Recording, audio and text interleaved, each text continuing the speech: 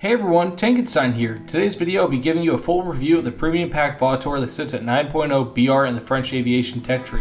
I'll go over its stats, how it plays, I'll show you gameplay, give you its strengths and weaknesses, and I'll go over if you should purchase it or not. Videos like this are my only chance to get into a hype house with Fly Daily, so I gotta make it quick, so let's get into it. So before we get into the real fun gameplay bits, let's go over the stats really quickly for the Vautour. It has an 1100 km/h top speed. It accelerates extremely quickly to that top speed. It has a 32-second turn time, a 52 m/s rate of climb that is severely degraded when it is equipped with bombs. Bear that in mind, and again, these are unrealistic.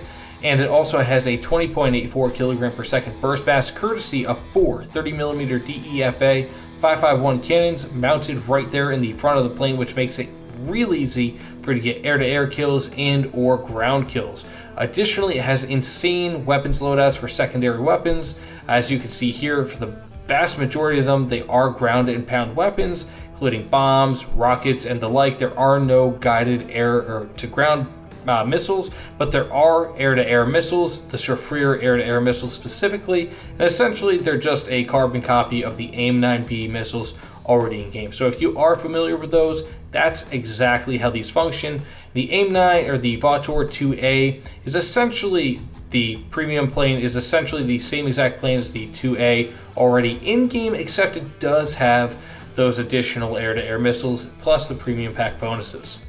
And now for how this plane flies. It is fairly different from most jet bombers currently in game, especially being that it is faster than most and is substantially more versatile.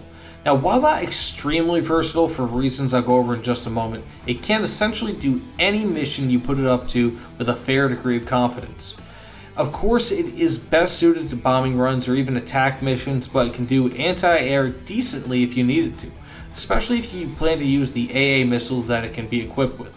This, however, will limit its other options, as there are no hybrid loadouts where you can go for air and ground simultaneously without returning to base to pick a loadout for singular mission types. If you want to know how to do that, there is a video linked below. This all said, this iteration of the Vautour is a bit odd because though it is billed as a bomber, it does not have the same bomb sight as most other bombers currently in game, and as such, you are more likely to have to fly fast and low rather than at medium to high altitudes. This is because you will likely have to dive bomb to get your bombs to hit their mark. Is it effective? Incredibly so, but it can be dangerous and you have to know how to dive bomb. If this is how you end up playing, being low to the ground, and you do have some space between you and the enemy team, you can also use your 30mm to go after lightly armored / unarmored ground vehicles, which could multiply your RP and Silver Lions coming from each match. These 30mm are invaluable for both the attack role and the anti-air role, as you will occasionally find yourself intercepting bombers and or fighters. More likely than not, however, especially as NPC planes have been added to the game, you can simply take out struggling planes at will. The 30mm are one of the most overlooked and most important aspects of this plane, largely due to its awesome secondary loadouts. In addition, and on a side note, with the exception of maybe the A2D1, I found that this plane specifically is one of the best vehicles to fill out your air tech tree in-game, which makes it especially invaluable. This said, let's go to the strengths and weaknesses, and start with the strengths. It has ridiculous payload options. You can easily destroy two bases on most maps with a 10 750-pound bomb loadout. Additionally, as mentioned before, you do have the 4 air-to-air missiles. Although they are AIM-9Bs, they are still very much effective, especially when you're playing at the top of your BR in a match. It is very fast, and though supersonic jets will outpace it and will become a more common sight as more of these planes are added to the game, this plane still holds its own and is one of the smoothest flying, quickest accelerating, and fastest jets to not be able to break the sound barrier. All this and while essentially being a bomber. Additionally, it does have an excellent offensive armament. Besides its nasty 30mm cannon loadout, again it does feature those AA missiles, of which are unique to this Vautour in-game and cannot be found on the regular tech tree Vautours. You might think that this is pointless, but after bases are destroyed and it's just you and maybe 1 or 2 enemies, you'll be incredibly happy to have these missiles. And yes, this does happen often enough.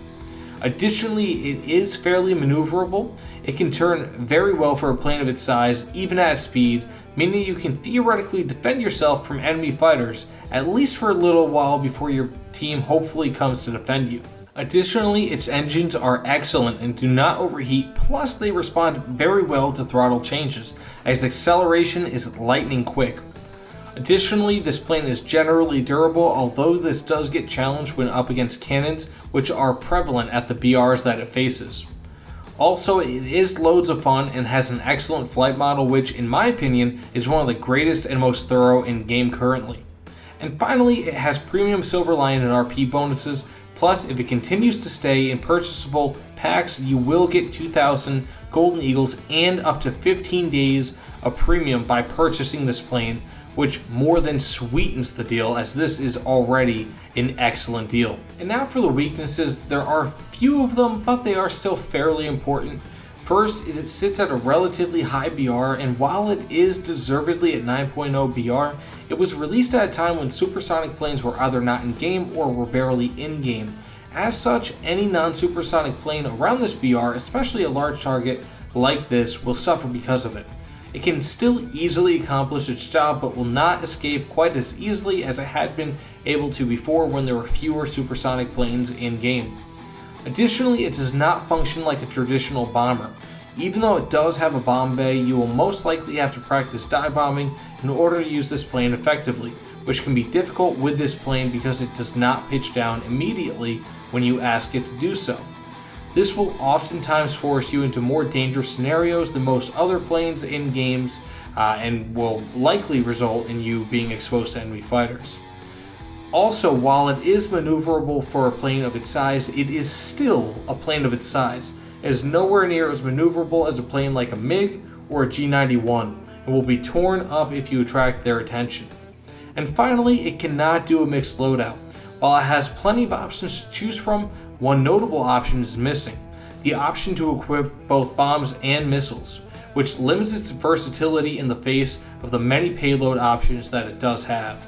So, that said, should you buy this plane? It doesn't quite stand out as much as other premium vehicles at or around this BR, such as the XM1 or the KA50, but is still incredibly popular, and for good reason. As it stands, it is probably the best jet bomber in game. Even when considering multi-role planes, it is still a standout. It can do anti-air, anti-ground, attack, etc. It is competent in most roles, but does its best work against the ground. This said, if that's the type of plane that you want and you have the money to spend, then this plane is more than worth it. I probably had more fun with this plane compared to almost any other plane in game, largely due to both its incredibly smooth flight model, good job Gaijin, and near guarantee of some degree of success in each and every mission. Rarely are you left without doing some type of damage to the enemy, and to me, this makes this plane more than worth it. There's rarely a chance of total loss while flying this plane. It is as sure of a bet in this game as any other vehicle, be it land, sea, or ground. This to me makes the Vautour an incredibly important part to my tech tree, and something that I am excited to fly every single time that I get it in the sky. So, should you buy it?